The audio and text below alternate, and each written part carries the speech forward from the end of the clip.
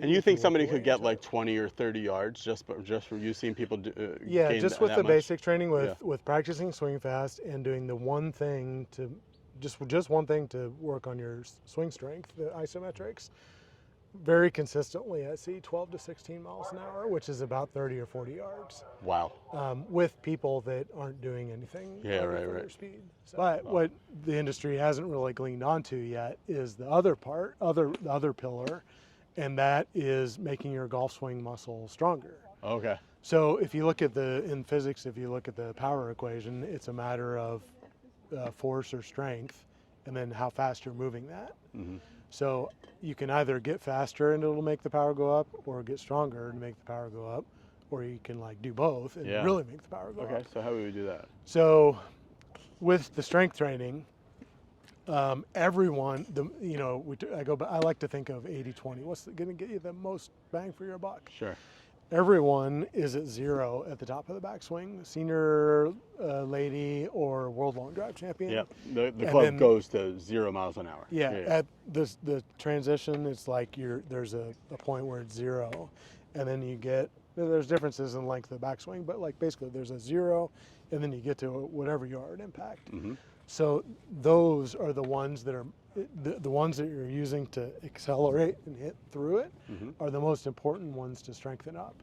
And in my experience, making it be golf swing specific is very important. So you don't just like do bench, do squat, do deadlift, and like, oh yeah, specific to these muscles. You got stronger, but you got stronger for powerlifting, not for the golf swing. From the basic, intermediate, advanced, at the basic level, band isometrics are something that I think are like really great. Okay, cool. So can you show us that? Yeah. If I've got the terminology right, so like basically band holds. Yeah. Okay. Yeah. So you want me to hold it in any spot? Or? Yeah, we could do that. Sure. So an isometric is like you're flexing as hard as you can, but you're not moving something. So I can like flex my chest and I'm like pushing, but not moving anywhere. Yeah. So how do you do that for the golf swing? And I kind of looked at it like, all right, well, I need something up here where I'm starting, and then I need to like do it all the way down to here. So I was like, let's do one at the top, one about halfway down, and then one at impact. And I kind of gleaned onto isometrics from researching others, because this didn't exist in golf. So it's like, all right, I know from other sports that ski jumping and things like that. We can like get better. So I was looking at Bruce Lee basically, and that was where I got, because he was like super fast and super powerful. What's he doing? So I got isometrics, and then I was like, all right, how do I do isometrics in the golf swing? So then that was where we got to like using bands. All right, so show us position 1 of the isometric. So this is something like you would put this on a rack or on a doorway or something like that? So you can put it on a doorway, on a rack, on a pole, anything.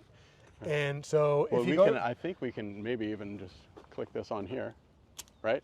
So with this here, again, we're talking about the top of the backswing. Or you can put it on the higher one, whatever you think. This is actually good, because if you think about like, oh, I want to go to the top of the backswing. Yeah. You want the resistance to go the opposite way that you're going. So if I'm going to say this is the top of my backswing, and I'm going to start going that way, the band needs to go that way. Right, and that's so you're holding that. It takes a little bit of like, all right, where do I need to stand to like, so kind of like grab a band, find your top of your backswing. Yeah. And then like, all right, so this is here. I need to like walk it out a little bit to get some resistance. Yep. And I'll start with like just kind of bending my arm and getting the band tight. And then I'll like kind of just like pull it out like that. And you'll hold right there. Hold for 8 to 10 seconds. Okay. This is a really light amount of resistance. You want to do, the idea we're trying to get stronger. So you try and hold as much as you can in your golf posture. So you should be pretty gassed at the end of 8 seconds or 10 seconds. Well, 8 to 10 seconds, it doesn't, if you like flex for 8 to 10 seconds, it's like you're not going to be gassed, but like, yeah, just do max effort. All right, so show us this for 8 seconds. So you just kind of find your position, get the band tight, and then extend your arm. And I should be using more resistance. This isn't too hard, but like this is what you do. And you just hold that for 8 to 10 seconds. And then you do. And then how many times do we hold that? Just once. Just once. Okay, cool. And then you change the bands and you'll do right hand only and left hand only. Okay. because So then you use a slightly lighter resistance. it'll be lighter because with two hands you can hold more. So then show me right hand only, So, left hand only. and you can get in place with like two hands and then just let go. And this I'll kind of feel like here. And then when I do right hand, I kind of feel like that in here. And then two hands, I kind of feel like it's my whole body like holding it in place. So you're kind of like attacking your golf swing in different ways for holding trying to move resistance that way when the band is going that way. Right. The second one second position. is if you think about like we were up here, now we're here. Like halfway down. So halfway-ish, so you're coming down this way, so the band needs to go that way. So you need something high, just even like this. Yeah. And let me come to the other side here. Sure. And I've had people literally do this at the range like this. I've had some tour players that I've worked with that use a tree. Sure. So you don't need a fancy gym or anything to do this. But like in this one, maybe I'll loop it. Right. There. So now I kind of like find my golf posture. You were so where this is going straight down. Kind of pull down. And I think important that you're going down, not towards the golf ball. We're going. Yeah, down, if you think about like you're at the top of the backswing, you're going here. At the halfway, you're kind of going here. Okay. And then we'll get to impact, and we're going here. Okay. So this one is the same thing. Two hands, right hand, left hand. So you just find your golf posture, hold for 8 to 10 seconds, and then you do left hand only for 8 to 10 seconds. You'll feel all these in different places. Then you do right hand only, feel that in a different place, and then so it doesn't take too.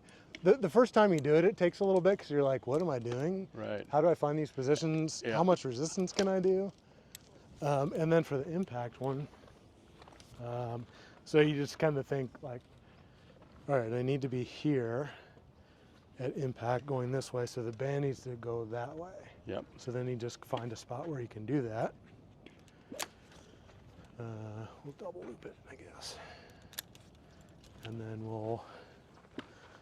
I'll kind of walk it out so that it's tight, but then here, so that I know that I'm doing it the same each time. And then I'll kind of like pull just through impact. And I'm feeling, this isn't a whole lot really, but I'm still feeling it. I feel that if you were doing this, I know you do this with stretchy bands, but if you were doing this on a like cable machine, how much stack do you do? Like, is it 60 pounds? Well, for isometrics, I would do bands. Oh, okay. And the great thing about bands is like you can customize it to your swing, so like you can get in your positions. Oh, gotcha. So it's not golf swing. You can fit it to any golfer with any swing style or whatever. It's just. All right, so show us this impact one. So yeah. And each person's impact is going to be their impact. So you just try and find your impact. Two hands, and then you do left hand only, and then you do right hand only, all for 8 to 10 seconds. Yeah. And then do you do that whole loop again, or that's really the whole thing? All you need to do is just once. Okay. So go through that side. So there's top, middle, impact, two hands, right hand, left hand, two hands, right hand, left hand, two hands, right hand, left hand. So there's that 9 exercises of 8 to 10 seconds. It doesn't take that long. It's good to have some. And then how many times a week are you asking your clients? Oh, twice a week. Yeah. So you do so say Monday, you'll do. I usually do the band stuff as a warm up, because like if you're just holding a lot of weight there, it gets your blood pumping, and then I'll do the swings. So do that Monday, and then you take a couple days off just to let your body rest and recover. As long as you do it again, say if you did it on Monday, as long as you do it again before next Monday, you can still make gains. But you also want to, like, if you go Monday, you want to maybe take a couple days off because rest and recovery is important too. Sure. You don't want to get injured. You don't want to get hurt.